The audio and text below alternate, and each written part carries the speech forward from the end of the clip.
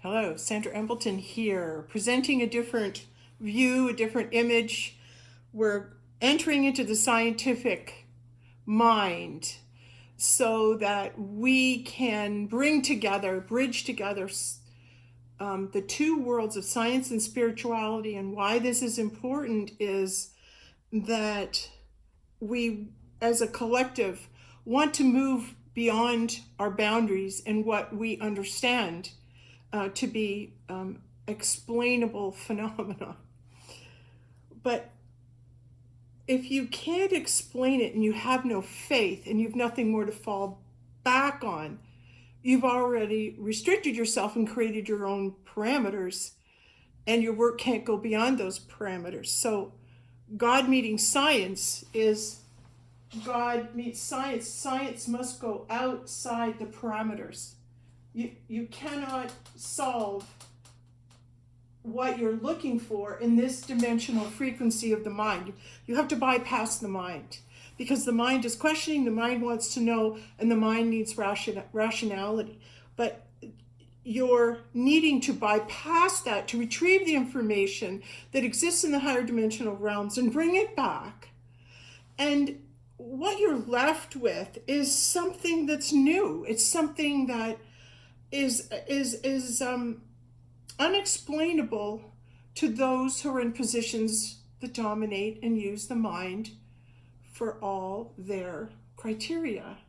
And in doing so, what you're saying is there is no God particle, there is no God, there is no God influence, there's only us. And that is arrogant. And your arrogance is shown in your limitations. But those who wish to travel beyond and understand the goings of the universe, subconscious Christ mind, this is where we're moving to study, is the Christ mind and how the Christ mind operates. And so me coming forward and being called to do a video about something I know so little about, but having the confidence that when I'm speaking, the higher realms will be able to come forward and speak in a way that is meant to be heard by those who can hear it.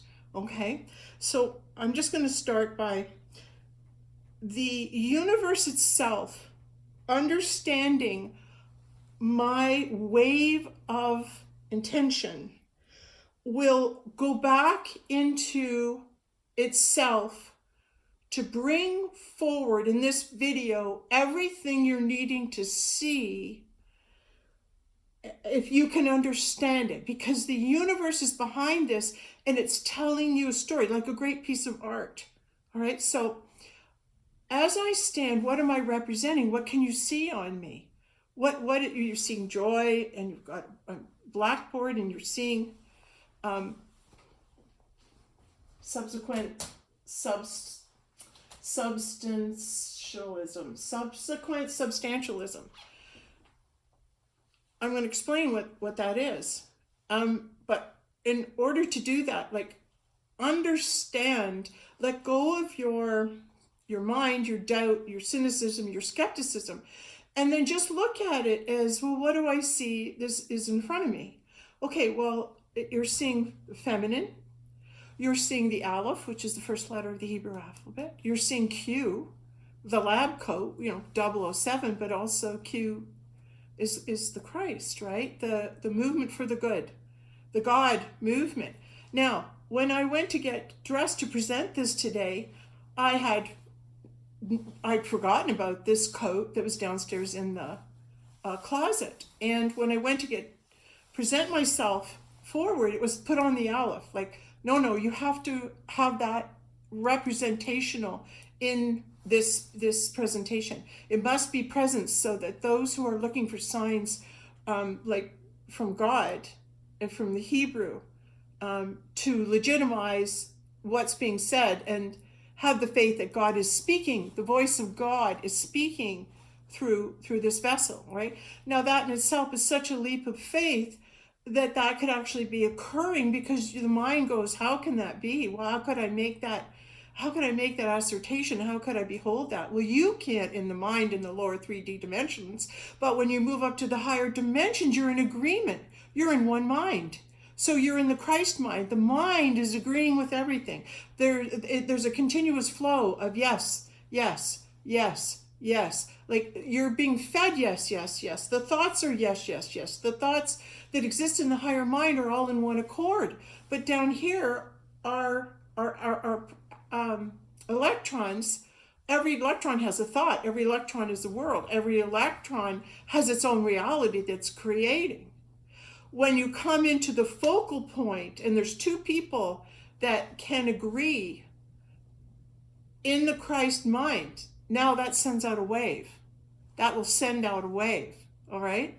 And that's the twin flame connection. That's the wave of Israel, the wave of man, woman, and God in oneness, okay? Now, this is happening on the planet, all right? It's been happening. I've experienced it personally. And so I am coming to tell you that I've recorded it, I've journaled it, this experience that I had. And because it's beyond rational mind understanding, because you must bypass the mind and go into the higher mind to hear it, we have been awarded by the galactics certain ways that we can lift our vibrational frequency and bypass the rational mind. And having a little bit of background studying hypnosis, hypnosis is about bypassing the mind. It's about removing the critical thinking that would object or think this is a bad idea, and going directly after conditioning into invading into the higher mind, the higher consciousness. It puts you to sleep so that you're not questioning anymore. You're just accepting. And so when we are wanting to, I'm hearing the word hypnotize, to dehypnotize, you must also go to that level to dehypnotize. Okay, so you must go to the subconscious mind and reach the subconscious mind to go back and rework the programming of the hypnosis into the reality, the one reality baseline, the 0 point, where we all become one in our thoughts. We become one unit. We become the one as we all move into like-mindedness. All right? Is that all I want to say about that? Okay, well, right now the energy stopped. So what it's saying to me when the energy stops, it's time to move on to another subject. Okay, so whatever needed to be said on that, done. Okay, now we're going to move into what happened yesterday. And the only way that I can explain to you how I came up with subsequent substantialism, the only way I can tell you that the universe came through me and delivered this idea, okay? But that idea has been stored in me until it's meant to be released right now, okay? So I want to just go back and retrace. It's called a thought thread, all right? This came through me before.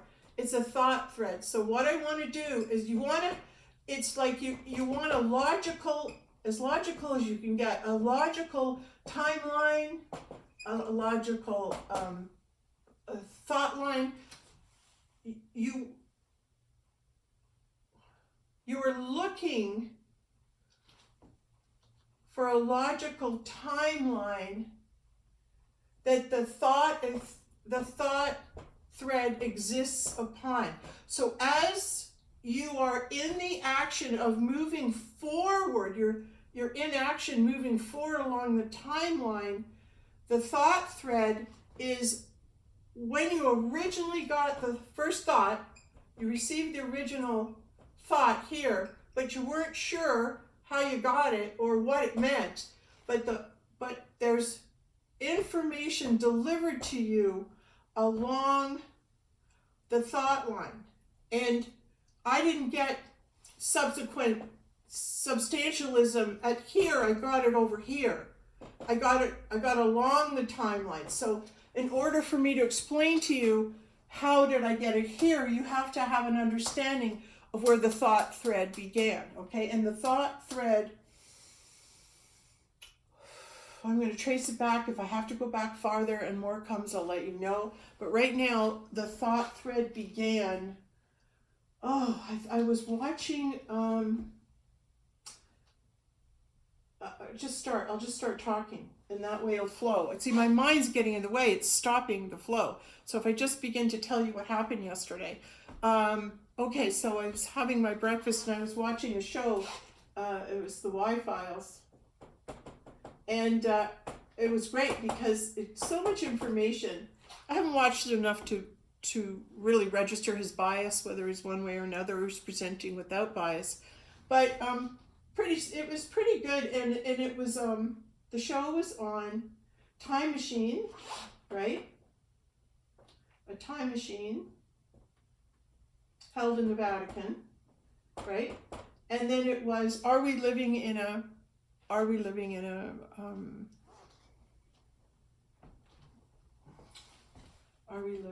Matrix? Are we in a matrix? A controlled environment already, okay? Are we in that, all right? So I'm asking these questions, and then I'm hearing that this time machine is held in the basement of the Vatican, all right? And there's a story on his thing about the whole thing about how it got there, and that you can use this machine to go back in time.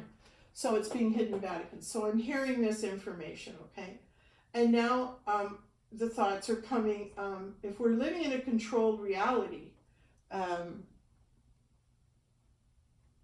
how is it that we navigate that and bring ourselves back to that 0 point? And so my thought thread, going back to the thought thread, the original thought was, I'm watching this and I'm hearing that the information I wish I had existed in the basement of the Vatican, because they store all the records of mankind are all in this library and we're keeping them secret. Well, you can't keep them a secret because they exist in the mind, the Christ mind, the conscious mind. They already exist in the conscious mind because they've been thought of before. So those thoughts that are held in the Vatican library that you think you can't get to, like they're being held prisoner down there and all this great wisdom's in our basement that you'll never know and we've hidden it from you, that's not true. We have all the information that we carry with us, and it's not held captive in a basement of the Vatican. It's within us. But I want to share the visualization that happened. So I'm sitting outside and I'm sitting in the sun yesterday afternoon after I watched these videos. And now I'm sitting in the sun, sun's hitting me. I'm sitting in my chair. I start affirming, I am God's voice in the planet. I am powerful. I am beauty. I am wise. I am just affirming, I am one of God's servants. I am here to help mankind. I am working on behalf of the one. The one can speak through me. And so just affirming whatever came to my mind. And all of a sudden, I saw myself in the basement of the Vatican. And I began to walk, like visualize. I received the vision of it. I'm walking in the Vatican, and I'm amidst all the books and all the relics and all the information throughout time. I'm walking in it, okay? And so as I'm walking down the aisle, I can feel my energy. It's like I've got a glow on. It's like I'm wearing a white gossamer net around me. It's like my aura, my energy is out, and it's beautiful, and it's a drawing to it that which it is. And all of a sudden, all these seeds started coming up out of the books and out of different areas of the Vatican, and they were like a dandelion seed, you know, when you got the stem and then you blow on it and all the seeds go all over. So there was a dandelion stem with a seed on it, and they were coming up out of the books, out of the bookshelves. They were coming up from all the like the information stored in the basement of the Vatican. All of a sudden, all these seeds started to show themselves. And as I was walking, they came to me. Those seeds merged with my aura, my energy. And what they were saying is any information that was mine, any information that was seeded or planted at any time in history that was planted by me, I want to know. I want to know myself in history. So all these seeds of knowledge came out of these books, and as I walked down the aisle, they all came and merged into my field. They all came and merged into my field. And I went, oh wow, okay, like I'm collecting seeds here. I'm collecting who it is that I was. My seeding in the universe is what I'm collecting. So then I think, well, maybe what if I go to Notre Dame? Now, I didn't get a big thing on Notre Dame. I wanted to go there, but it seems kind of, I know, blackened and charred. I'm just not getting a read on Notre Dame. So then I see a vision of Antarctic when it's green and all beautiful.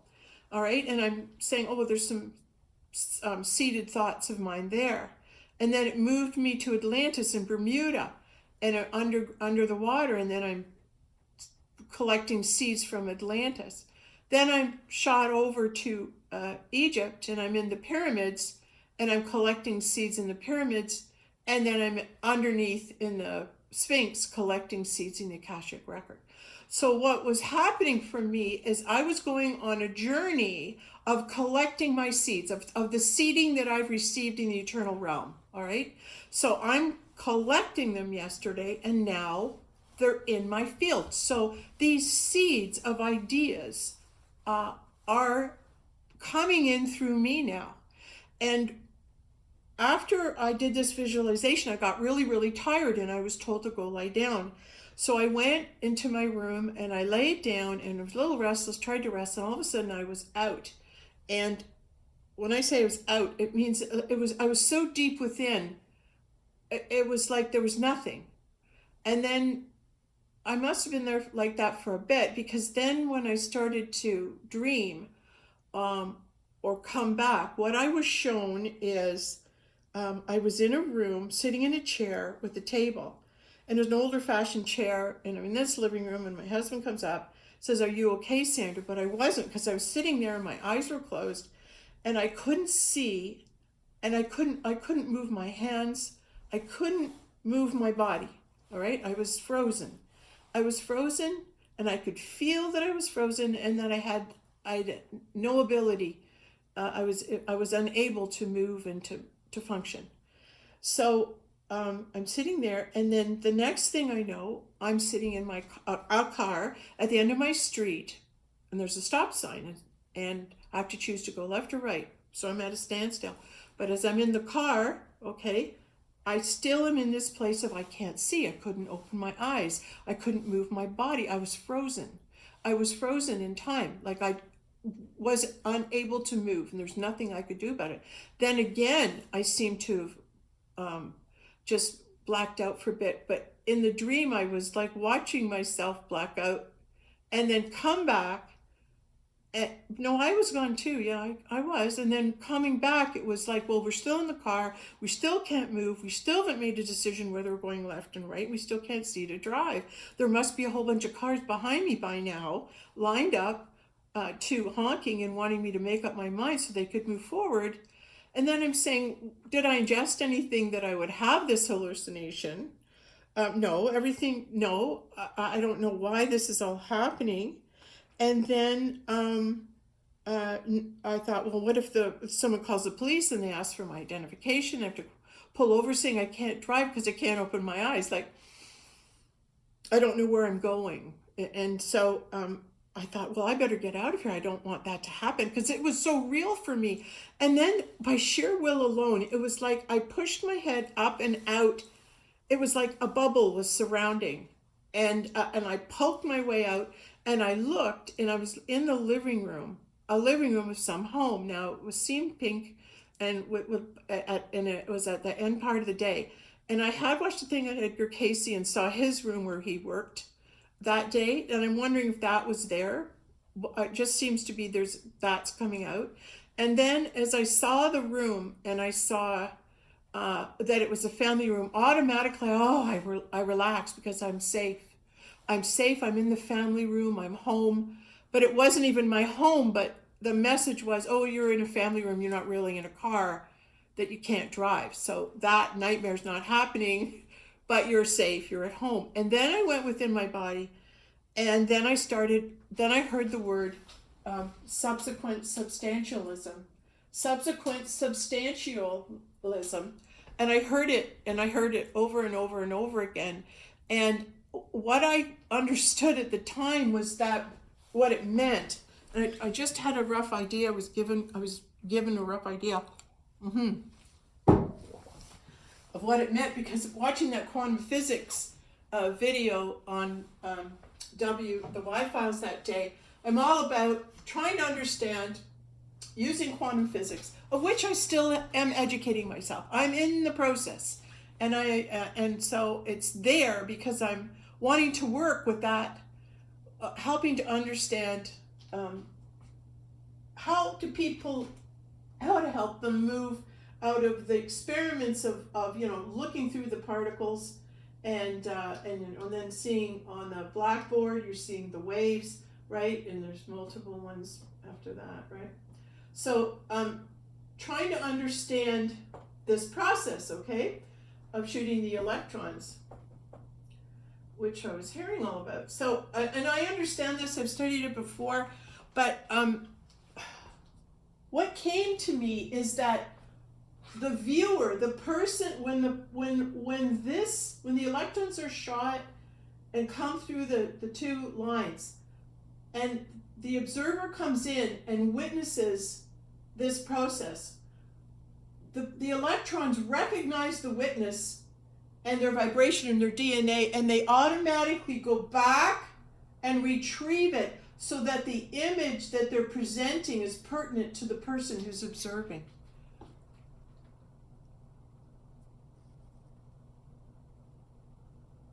In other words, we move out of the wave, and we move into the exact pinpointing. Like, this is the overall consciousness of all the worlds that we have within us that everyone thinks a thought of all the time. And so all these little thoughts are creating a wave that's not unified. The idea is to take all these thoughts and all these minds and unify it into the wave to affect the consciousness, to affect what it is we experience. What's our next step in experiencing without a matrix, being out of the matrix, so that now our thoughts are no longer controlled. We're not living in a controlled environment. We're living in a creative, free environment where now we are moving into higher realms to achieve higher information. That is like Super Mario. You're running along like bing, and you get a mushroom, do, do, do, do, bing, right? You get Yoda. Like, we are moving into that time. Okay, so subsequent substantialism, I'm understanding, means that according to your substance, you attract out of the field that which you are. And that's Dr. David Hawkins, all day long. Okay, so you are attracting to you magnetically that which you are in the field. So every individual that's watching the electrons come at them, they have a program than any other, different than everybody else, okay? So they're watching these electrons come at them, but these electrons are going to bring to them that which they are. There's a magnetic pull. It's the magnetic pull. Let's put magnetic pull. A magnetic pull. In other words, you will attract to you. You will attract to you that which you are, no matter what. This is an ongoing thing that's happened because everything that happens in your life is subsequent to the substance of that which you are. So your journey is subsequent. It happens it's the subsequence, it's a result of your substantialism, your form, your matter, your being, your place in eternity, your soul's place in eternity. So when I went down to the basement of the Vatican and to Antarctic and to Atlantis and the Egypt and the Sphinx and all, when I went and collected all those thought seeds, I didn't have to do anything. They rose and found me automatically. So my purpose is already predetermined. My existence, my role is, and the events that will happen to me are already predetermined by the magnetic field that I am. And I can't but help but attract the wisdom and the knowledge of who it is I am in eternity. It will come to me automatically. So when this information comes to me automatically, what happens for me is I have to be it. I must be that which I am in the field. And when I am living my purpose. I have ceased to object. I've moved into acceptance, and now I am being that which it is that I am being meant to be because of who it is that I am. So history needs me to be this at this time. And I wanted to just go a little bit farther about when I received this statement. I said it over and over and over and over again to myself. And I was so deep in it's almost like, you're in a crypt. I'm hearing in the Egyptian, the tomb. You're in a tomb. You go into your tomb and you retrieve this information. And I was so deep. And then I heard myself caution myself, and it said, don't try and come back too fast. You've been gone. You've left. You've reached back and into the, what am I hearing? Dimensions to retrieve this information, because somewhere along the line, we as the one mind need to hear this. And it might not, it certainly, I don't have this scientific background to build on that for everyone, but I'm speaking out loud because now this video and everything that's come through, I've seeded into the Christ conscious mind. It's already being seeded. It's already being circulated. So what I've said and what is going on right now is entering the Christ conscious mind. It's like this. It's just like, it's like the, I don't know. Okay, hold on. If I can get over here, it's, it's the slinky. It's like the slinky, right? And you're in the middle of the slinky, right? And here's the Christ conscious mind, right? It's you in the middle. It's you, and you're in the Christ conscious mind, okay? So all this information is like a slinky. It's all around you. And this is, I'm experiencing this, so what I want to do is I want to plant what I'm saying, these thoughts, hold on, into the Christ conscious mind, which is the one mind, which is the one mind that covers us all, okay? So the one mind, it's a transference from one mind, the information being seeded into the collective oneness, okay? And I have it like that. But I'm also seeing, when you have that, and then it goes like that, and then like that, right? I'm seeing this. Maybe something will come through about this in a minute. Okay, so took me a while to bring my awareness back and to keep reciting subsequent substantialism, so I immediately got up and went and wrote it down like a good journalist, scientist. Record your findings. I recorded my findings as soon as it happened. And what makes it amazing is because it's saying that the universe recognizes you. It recognizes your imprint. All the knowledge is represented by the books in the Vatican basement and all over. All the knowledge, it's just representative of all the knowledge. We think it's stored there, but it's stored in us. And all you have to do is take a walk down there with your spirit energy and gather your seeds. Gather the seeds you're here to plant. Gather the ideas you're here to share. The wisdom, the ancient wisdom. It's Sandra, Embleton at the library. Files already down. And all the seeds of information that are pertaining to me magnetically come into my field. So as I gather information in the field about who it is that I am, it's the universe recognizes me because I'm looking for maybe a person or an identity, but it's the universe that recognizes my molecular structure, and I call it to me out of the field because the field is empty. And when you call that which you are out of the field, I call that which I am out of the field. And then you start receiving information and guidance on what to do next and how to handle everything. The secret is don't argue with what you get.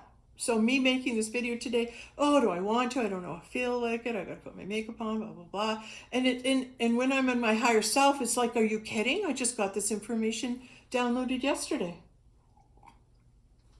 This is the most exciting thing I think I've ever discovered because,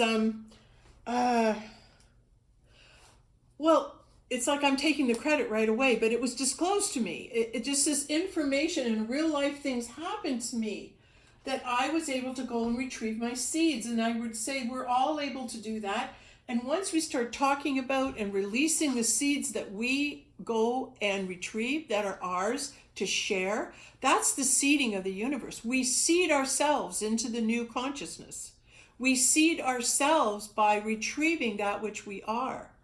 And it magnetically comes to you. So you just can't help but being who you are in the field. Because it's a vibrational response. It's your and the universe hears it and identifies it and brings to you that which it is that you are. So when you don't label it with a name or a sex or anything like that, you just look at it like that which I am is coming to me. Why did this come? Maybe because I was out calling it to me, affirming that I am a servant of God. I am a vessel. I am to be used to move this energy through, move this information through.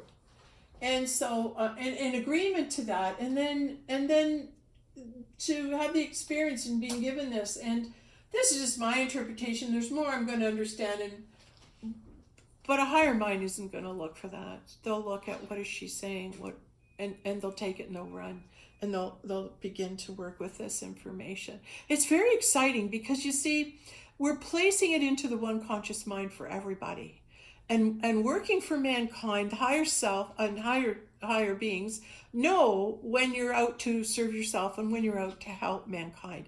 So rather than let us fight amongst us, maybe we could move into agreement that if we're acting in the one, different people are going to get different information. Who is it that's making the judgment whether somebody coming forward is bringing good information or not, right? Who is that judge? Who is that judge? If we release judgment and we just hear it, and the hearing of this phrase, subsequent substantialism, the hearing of this phrase, it will echo. It will echo. And now in the Christ conscious mind, those who are meant to work on it, gravitate towards it, understand it, those are the ones that'll come forward. To others, it could mean nothing. It's laughable. Look at it. Look at who's presenting. She's no background science. She's this and that. I disagree. I think I have a great deal of background in science. That's why I'm coming forward. And I have such a scientific mind. I tend to look at things and I go, why? Why is it like that? Why? I entered the field of spirituality over 30 some odd years ago. Why? It was undiscovered. What's the fun in studying someone else's work?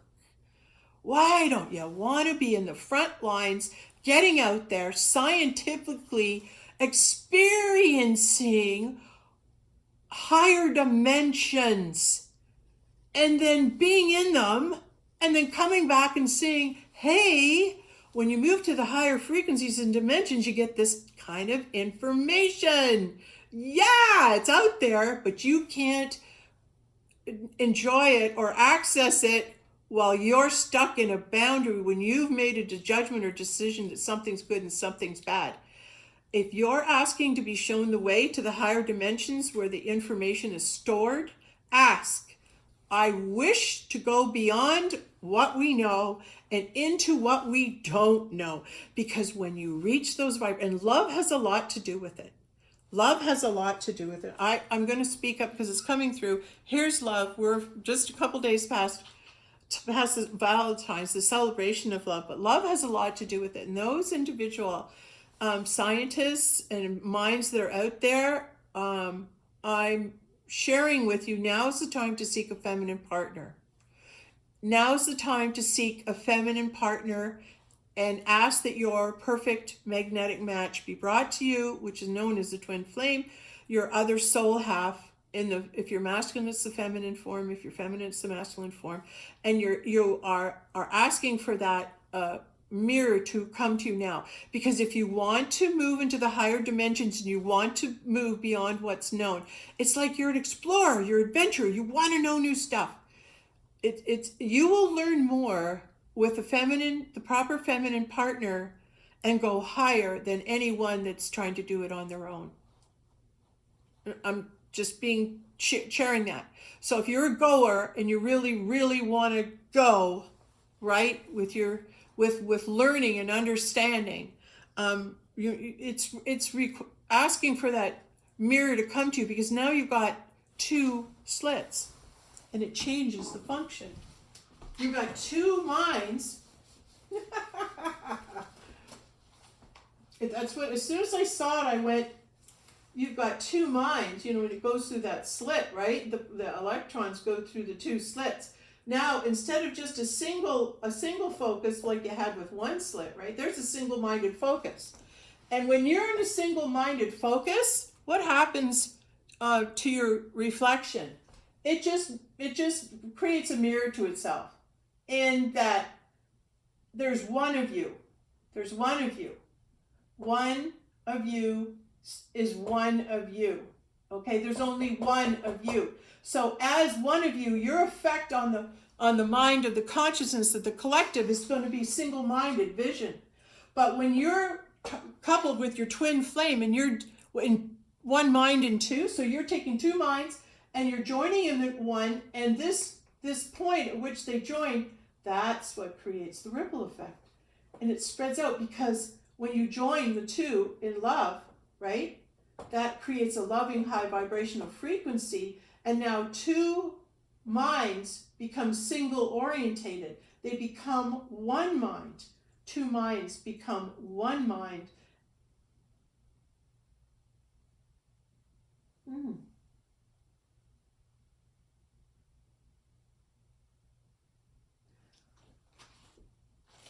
If the male recognizes God as source, and the female is recognizing God as source, that God source will mirror back itself to both the feminine and both the masculine. And that energetic exchange is the ripple, is the love. That's the most powerful wave. That's the wave function. That's a wave function. The function of that wave, right, is to what? What could possibly be the function of that love wave?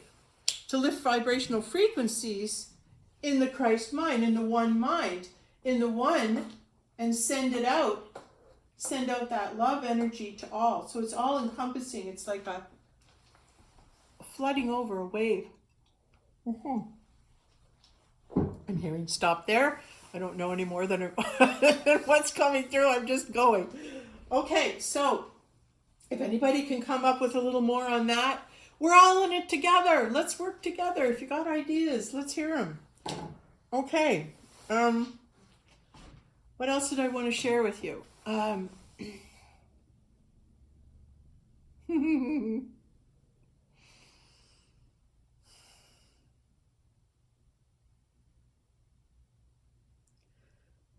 When we are in the wave function, we with our one mind can create waves of thoughts and energies.